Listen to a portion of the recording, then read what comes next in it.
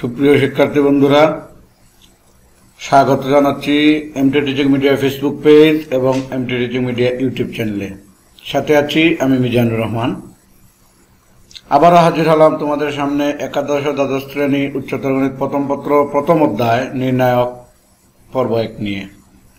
এটা হচ্ছে আমাদের ক্লাস নম্বর 75, ক্লাস নম্বর 71, 72, 73, 74-এ আমরা ম্যাট্রিক্স নিয়ে আলোচনা করেছি এবং ম্যাট্রিক্সে যত নিয়মের অঙ্ক আছে আমরা 4টি ক্লাসেই তোমাদেরকে দিয়ে দিয়েছি।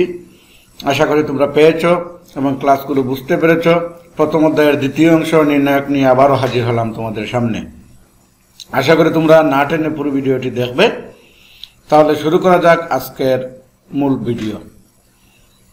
1 নম্বর প্রশ্নে আমি লিখছি, প্রমাণ করো একটা নির্ণায়ক আছে, এটার সমান প্রমাণ করতে হবে xyz - 1 into x - y into y - z into z - x, অর্থাৎ বাম পক্ষ সমান ডান পক্ষ প্রমাণ করাই যথেষ্ট হবে। তাহলে আমরা বাম পক্ষ দিয়ে শুরু করি। বাম পক্ষটা লিখলাম, লিখে এখানে একটা নির্ণায়ককে ভেঙে দুইটা নির্ণায়ক বানিয়েছি। কিভাবে? এই যে এখানে -1 আছে, -1 আছে, -1 আছে, মাইনাস দিয়ে আমি 1 1 1 নিয়ে আসলাম। এই যে দুইটা সারি, এই দুইটা সারি কিন্তু ঠিক থাকবে। এভাবেই লেখা যায়, এটা নির্ণায়কের নিয়ম। অর্থাৎ x³ - 1 y³ - 1 z³ - 1, এখান থেকে -1 -1 -1 নিয়ে একটা নির্ণায়ক বানাইলাম। পূর্বেই মাইনাস দিয়ে দিলাম, 1 1 1 এর আগে আর মাইনাস দিতে হবে না। আর উপরে যে দুইটা সারি যথারীতি একইভাবে বসবে। যাই হোক, প্রথম নির্ণায়ক থেকে আমি কমন নিলাম x y z, অর্থাৎ প্রথম কলাম থেকে কমন নিছি x, দ্বিতীয় কলাম থেকে কমন নিছি y, তৃতীয় কলাম থেকে কমন নিছি z। এখানে x ছিল, x চলে আসছে, থাকবে 1, অর্থাৎ x দিয়ে এই x কে ভাগ করলে 1, তারপর y দিয়ে এই y কে ভাগ করলে 1, তারপর z দিয়ে এই z কে ভাগ করলে 1। এভাবে দ্বিতীয় সারিকে যদি আমরা ভাগ করি, x দিয়ে x² কে ভাগ করলে একটা x, y দিয়ে y² কে ভাগ করলে y, z দিয়ে z² কে ভাগ করলে z। তারপর আবার তৃতীয় সারিতে x দিয়ে x³ কে ভাগ করলে x², y দিয়ে y³ কে ভাগ করলে y², z দিয়ে z³ কে ভাগ করলে z²। আর দ্বিতীয় নির্ণায়কটাকে কি করছি, মাইনাস কে প্লাস দিয়ে দিছি। কেন? হাও, কিভাবে প্লাস হয়ে গেল হঠাৎ করে? দেখো, এখানে আমি তৃতীয় সারিটা এবং প্রথম সারিটা এক্সচেঞ্জ করছি। অর্থাৎ তৃতীয় সারিটাকে নিয়ে আসছি প্রথম সারিতে, আর প্রথম সারিটাকে নিয়ে আসছি তৃতীয় সারিতে।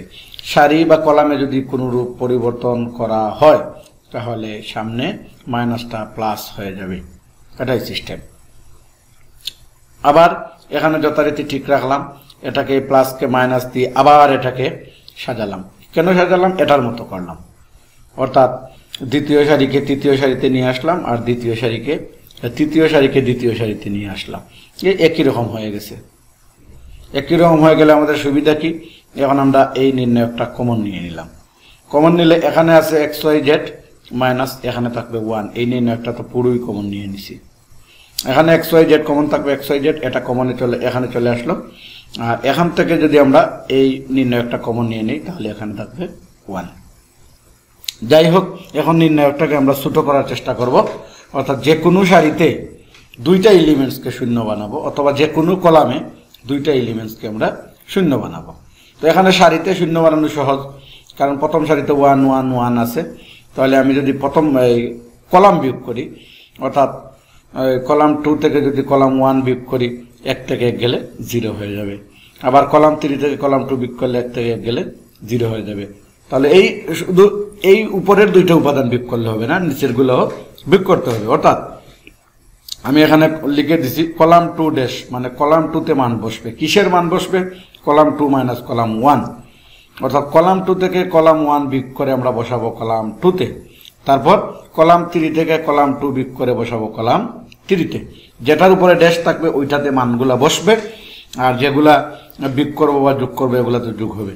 তাহলে কলাম 2 থেকে কলাম 1 যদি আমরা বিয়োগ করি, 1 থেকে 1 গেলে 0। আমরা কলাম 2 তে বসাবো কেন? এখানে কলাম 2 ড্যাশ লিখছি, অর্থাৎ যেটার উপরে ড্যাশ লিখবো সেখানেই মানটা বসাবো।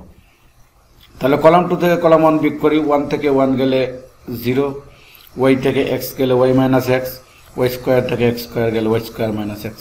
তারপর কলাম 3 থেকে যদি কলাম 2 বিয়োগ করি, 1 থেকে 1 গেলে 0, জেড থেকে ওয়াই গেলে Z minus Y, Z square থেকে ওয়াই স্কোয়ার বিয়োগ করলে Z square minus Y square.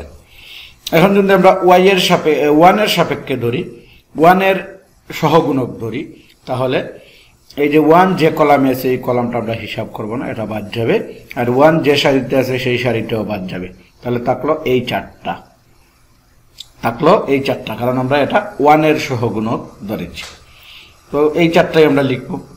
তারপর X Y Z minus one যা আছে তাই, ওয়াই মাইনাস এক্স দিয়ে গুণ করবো আমরা জেড স্কোয়ার মাইনাস ওয়াই স্কোয়ারকে, আর y square minus x square দিয়ে গুণ করব জেড মাইনাস ওয়াইকে। তো আমি এখানে ডাইরেক্ট লিখে ফেলছি, অর্থাৎ এখানে ওয়াই মাইনাস এক্স আছে আর এখানে Z square minus Y square আছে। জেড স্কোয়ার মাইনাস ওয়াই স্কোয়ারে কিন্তু A square minus B square সূত্র দিয়ে লেখা যায় Z plus Y into Z minus Y. তাহলে বোঝা গেল এখানে জেড মাইনাস ওয়াই আছে। আবার এখানে ওয়াই স্কোয়ার মাইনাস এক্স স্কোয়ারের ভিতরে কিন্তু ওয়াই প্লাস এক্সও আছে, ওয়াই মাইনাস এক্সও আছে ইন্টু জেড মাইনাস ওয়াই। তাহলে আমি এই যে আড়াআড়ি গুণ এখান থেকে কমন নিলাম ওয়াই মাইনাস এক্স আর জেড মাইনাস ওয়াই, এখানেও আছে এখানেও আছে। তো ওয়াই মাইনাস এক্স ইন্টু এখানে Z plus Y into Z minus Y, এখান থেকে যদি আমি Y minus X minus into Z minus Y common নিয়ে নেই, তাহলে এখানে জেড প্লাস ওয়াইটা থাকলো। মাইনাস যেহেতু একটা গুণ করে মাইনাস দিয়ে দ্বিতীয়টা গুণ করতে হয়, এখানে y square minus y x square আছে, জেড মাইনাস ওয়াই আছে, জেড মাইনাস ওয়াই তো কমন চলে আসলো। আর এখানে y square minus x square সমান y plus x into y minus x, y minus এক্সটা কিন্তু কমন চলে গেছে। তাহলে এখানে থাকার কথা ওয়াই প্লাস এক্স, কিন্তু আগে মাইনাস থাকা এই প্লাসটা মাইনাস হয়ে গেছে। এখন প্লাস ওয়াই মাইনাস ওয়াই আমি কেটে ফেললাম, তাহলে থাকলো জেড মাইনাস এক্স। এখানে Y minus X Z minus Y এত আগেই কমন নিয়ে নিছি, আর এখানে থাকলো জেড মাইনাস এক্স। কিন্তু আমাকে প্রমাণ করতে হবে x minus y into y minus z, আর এখানে আছে y minus x into Z minus Y. তাহলে আমি কি করব, এখানে মাইনাস দিয়ে দিলাম, মাইনাস দিয়ে এটা ওয়াই মাইনাস এক্স ছিল লিখে ফেলছি এক্স মাইনাস ওয়াই। আগে মাইনাস দিলে এটা উল্টিয়ে লেখা যায়, তোমরা নিশ্চয়ই জানো। আবার এখানে ছিল জেড মাইনাস ওয়াই, আমি পূর্বে মাইনাস নিয়ে আসছি, এখানে জেড মাইনাস ওয়াইকে লিখে ফেলছি ওয়াই মাইনাস জেড, এটাও লেখা যায়, আশা করি তোমরা জানো। তাহলে এখন মাইনাসে মাইনাসে গুণ করলে প্লাস হয়ে যাবে, অর্থাৎ প্লাস এখানে আমরা না দিলেও হবে। তাহলে লিখে ফেললাম X minus Y Y minus Z Z minus X, হয়ে গেল আমাদের ডান পক্ষ। আশা করি তোমরা বুঝতে পেরেছ, না বুঝলে অবশ্যই আমাদের কমেন্ট বক্সে কমেন্ট করে জানাবে। আমরা ইনশাআল্লাহ সরাসরি ফোন করে অথবা হোয়াটসঅ্যাপ বা ইমুতেও আরো বিশদভাবে এক্সপ্লেন করার চেষ্টা করবো ইনশাআল্লাহ।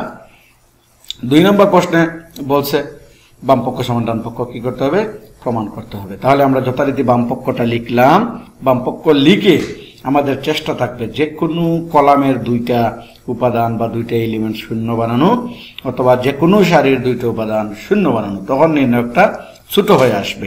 এখন আমরা আড়াআড়ি গুণ করে অঙ্ক করতে পারবো। তাহলে এটা এখানে কিন্তু কৌশলটা মনে রাখতে হবে, হ্যাঁ, এটা সহজে কিন্তু মাথায় আসবে না।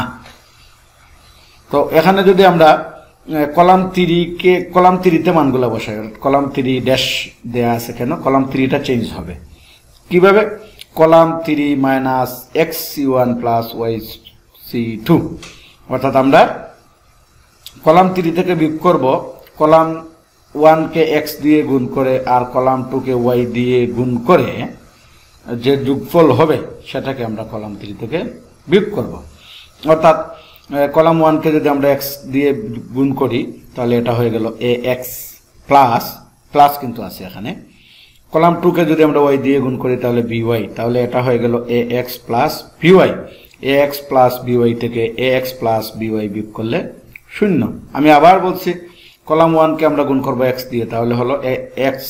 এটা আলাদা তোমরা খাতায় গুণ, এই 2টা কলাম 1কে এক্স দিয়ে গুণ করে আর কলাম 2কে ওয়াই দিয়ে গুণ করে যোগ করে তারপর কলাম 3 থেকে বিয়োগ করতে পারো। কলাম 1কে যদি আমরা এক্স দিয়ে গুণ করি A x plus column 2কে Y দিয়ে গুণ প্লাস কলাম 2কে ওয়াই দিয়ে গুণ করলে বিওয়াই, এখানে আছে x plus by, x plus b y থেকে এক্স প্লাস বিওয়াই চলে গেলে বিয়োগ করলে হবে 0। তারপর কলাম 1কে আবার যদি এক্স দিয়ে গুণ করি বি এক্স, এটাকে ওয়াই দিয়ে গুণ করলে সিওয়াই, এই 2টা যোগ করলে হবে বি এক্স প্লাস সিওয়াই, এখানে আছে B X plus C Y, B X plus C Y থেকে এখানের বি এক্স প্লাস সিওয়াই বিয়োগ করলে 0। তারপর এখানে 0 থেকে যদি আমরা এখানে এক্স দিয়ে গুণ করি এ এক্স স্কোয়ার প্লাস এখানে B X Y plus Y দিয়ে যদি কলাম 2 কে গুণ করি এখানে bxy প্লাস এখানে cy স্কয়ার, সেহেতু axy আর bxy দুইটা হয়ে যায় 2bxy প্লাস cy স্কয়ার। অর্থাৎ 0 থেকে যদি আমরা এটা করি কলাম 3 থেকে, তাহলে এটা হবে মাইনাস। আমি এখানে ভুল ক্রমে মাইনাস দেই নাই, এখানে কিন্তু মাইনাস হবে। আশা করি তোমরা এখানে বসিয়ে ফেলবা মাইনাস অঙ্ক যখন করবা। আর আমার সাথে অঙ্কর ভিডিওটা যখন দেখতেছো তখন অবশ্যই খাতা কলম নিয়ে বসবে এবং আমার সাথে অঙ্কগুলো করবে, তখন আশা করি তোমরা বুঝতে পারবে। তাহলে এখানে কি, এখানে মাইনাস দিতে হবে, কারণ 0 এর চেয়ে এগুলা কলাম 1 কে x দ্বারা গুণ, কলাম 2 কে y দ্বারা গুণ করে তারপর যোগ করে 0 থেকে বিয়োগ করলে এটা কিন্তু মাইনাস চলে আসবে। এখানে আমি বলছি, আবারও বলছি, এখানে মাইনাস দিতে হবে। আমি ভুল ক্রমে মাইনাসটা দেইনি। চলে যে আমরা পরবর্তী পৃষ্ঠায়, তাহলে এখানে এই যে মাইনাস দিয়ে দিছি, কিন্তু আমি এখানে মাইনাসটা দিয়ে দিছি। তাহলে মাইনাস এটার সহগুণক মাইনাস, তাহলে এটার সহগুণক যদি ধরি আমরা, এই কলামটা বাদ দেব, এই সারিটা বাদ দিয়ে থাকবে শুধু 4টা উপাদান। এটার সহগুণক আমি ধরছি, এখানে কিন্তু মাইনাস, আমি আবারও বলছি এখানে মাইনাস হবে, আমি ভুল ক্রমে দেই নাই।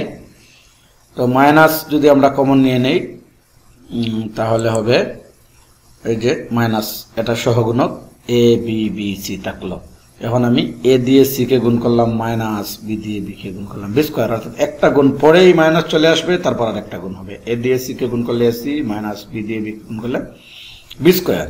এই যে মাইনাসটা আছে, মাইনাসটাকে যদি আমি প্লাস বানিয়ে দেই তাহলে ac মাইনাস b স্কয়ার হয়ে যাবে, b স্কয়ার মাইনাস ac হয়ে গেল আমাদের ডান পক্ষ প্রমাণিত।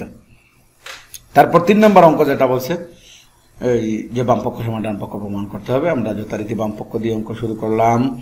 এখন আমরা কি করব, এখানে এই যে কোনো একটা কলাম বা সারিতে যে কোনো দুইটা এলিমেন্ট শূন্য বানানোর চেষ্টা করব। তাহলে এখানে কি হয়ে যাবে, আমরা যদি প্রথম সারি থেকে দ্বিতীয় সারি বিয়োগ করি এবং প্রথম সারিতে মানগুলা বসাই, অর্থাৎ এখানে r1 ড্যাশ আছে, এর মানে r1 অর্থাৎ রো 1 নাম্বার 1 রো, অর্থাৎ প্রথম সারিতে মানগুলা বসবে। তাহলে r1 থেকে r2 যদি আমরা বিয়োগ করি, 1 থেকে 1 গেলে 0, তারপর 1 থেকে তো 2 বিয়োগ করতেছি, 1 মাইনাস 1 0, তারপর 1 মাইনাস p হবে, 1 minus p square, 1 minus p square হবে। তারপর দ্বিতীয় সারি থেকে তৃতীয় কলাম বিয়োগ করে আমরা দ্বিতীয় সারিতে বসাবো। 1 থেকে 1 বিয়োগ করলে 0, p থেকে p স্কয়ার বিয়োগ করলে p minus p square, p square থেকে p4 বিয়োগ করলে p স্কয়ার মাইনাস p4। আর সারি 3 নম্বর সারি অর্থাৎ যেভাবে ছিল সেভাবেই থাকবে। এখন তো আমরা দুইটা শূন্য পেয়েই গেলাম, আমরা কমন নিয়ে নিছি এখানে 1 minus p minus p square. তাহলে 1 মাইনাস p যদি এখান থেকে কমন নিয়ে নেই, এখানে থাকবে 1।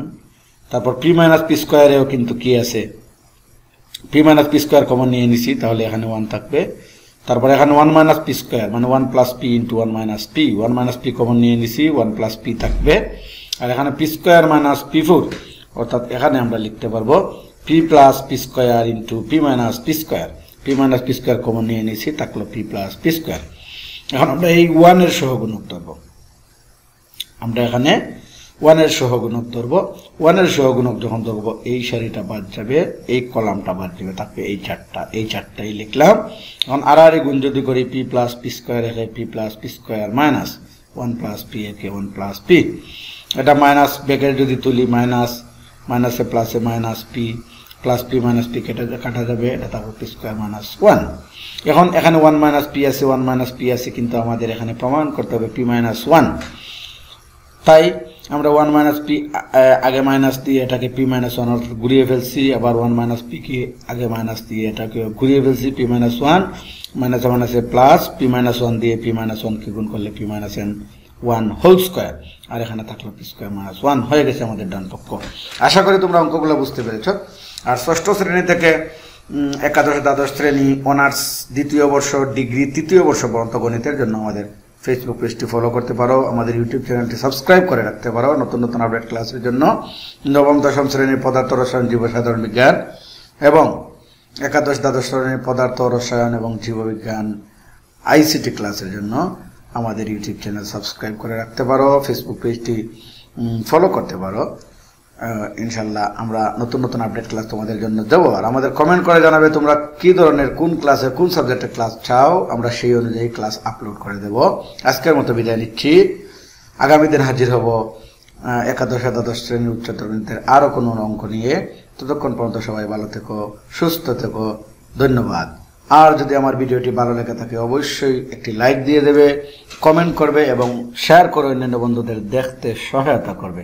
ধন্যবাদ।